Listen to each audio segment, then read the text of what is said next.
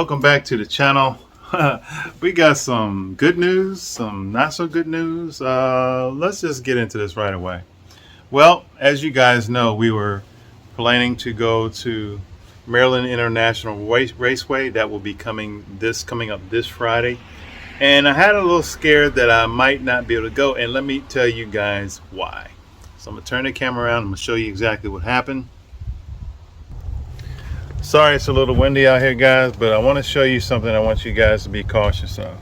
Now, everybody should know, if you don't already, about the two-part hood release mechanism.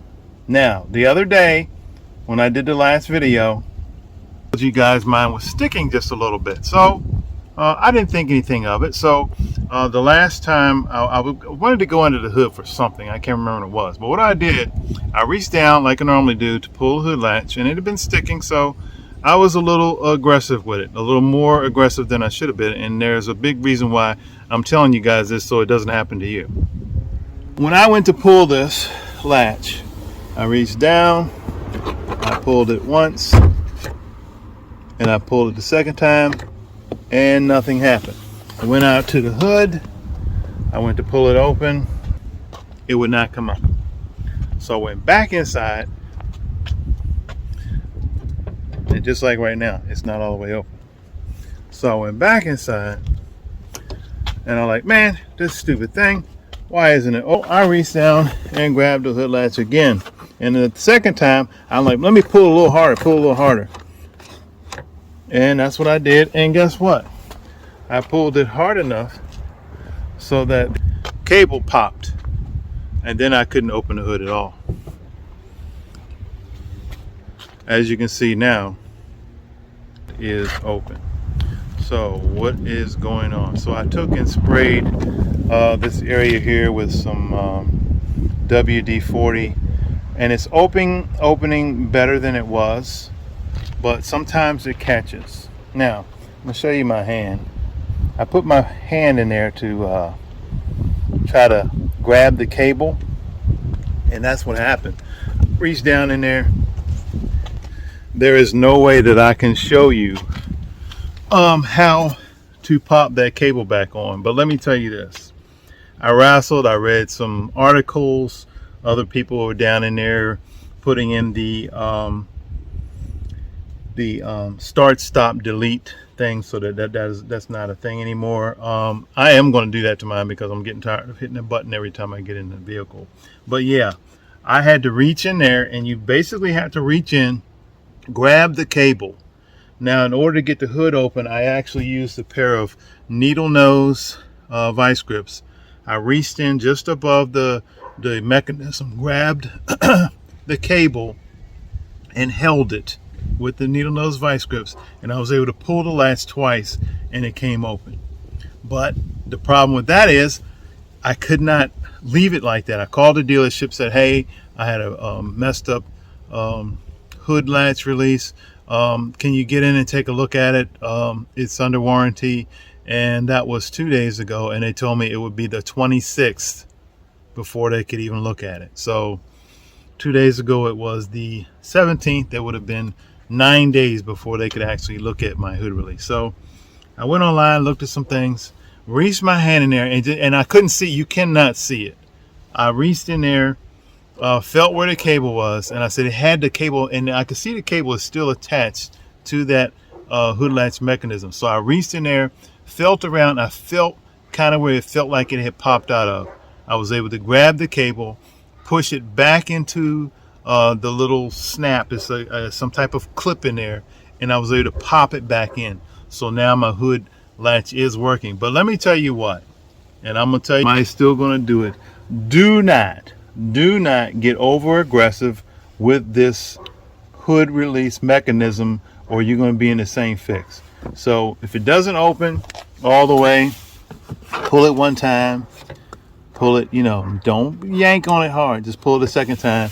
And if it doesn't, push the hood down a couple times, spray it with some which will help it release a little easier. I think sometimes they just get hung. And I think one of the things that happen and that you may not be aware of, hood struts on, as soon as you lift the hood at all, even from from right here, I think it's putting a little pressure on that, which is causing it to stick just a little bit. So it never did that before. Maybe it's just my imagination. Let's shut it now and see if it'll work.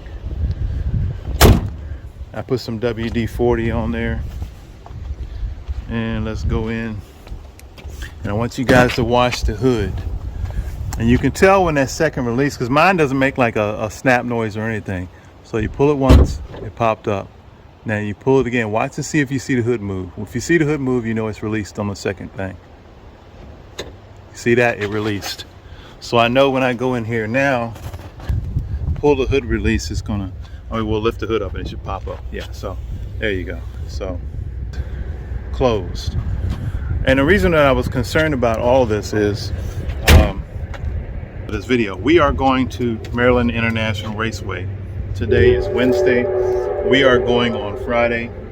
And for all intents and purposes, my goal is to have one of the fastest 22 Ford Maverick quarter mile times. Now I'm at a slight disadvantage because I'm about 240, 6'7". So the guy who gets into one of these that's maybe 170, 180 pounds, they already have an advantage weight wise. And that does make a difference. It makes a matter of tenths difference. But what I do have going for me on Friday night, the air, and even tonight, it's going to be in the 30s.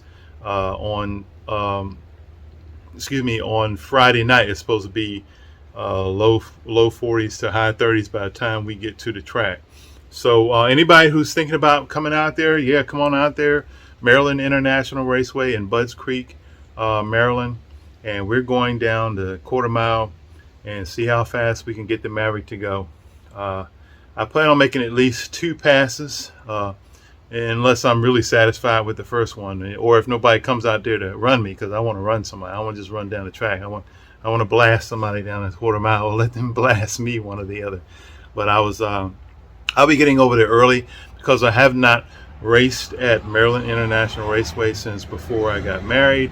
So it's been quite a while since I've gone down the drag strip. I want to go make myself acquainted with the area at the end of the track, as well as where you go through and get your time slips. So yeah, we're going to get over there probably about 5 o'clock. I talked to the track officials on today, and what they're having is the Mopar meetup. It's some type of Mopar drag race, car show, and all that going on. And they're moving into the drag strip on Friday, and then the drag strip will close down for test and tune at 6 p.m. and that's where we'll be joining the festivities, as far as the test and tune night from 6 p.m. until 11, I believe. And I'm not planning on staying out there that late, but I'm gonna at least get 2 passes in. So hey, if you want to run your Maverick down the quarter mile against me, bring it, and we'll run. But yeah, we're just about ready. I'm gonna have one of my friends film, and then I'm also gonna have the in-car GoPro going too, so we can get a really good feel for what it's like to take your Maverick down the quarter mile. And I'm excited about it because I haven't been down the drag strip in a long time, and it's really interesting to me that the Ford Maverick, as much as people claim that it isn't, this Ford Fairlane of mine, this classic mobile that back in the day folks thought was kind of fast, 289, whether it had 390 in or whatever, way faster.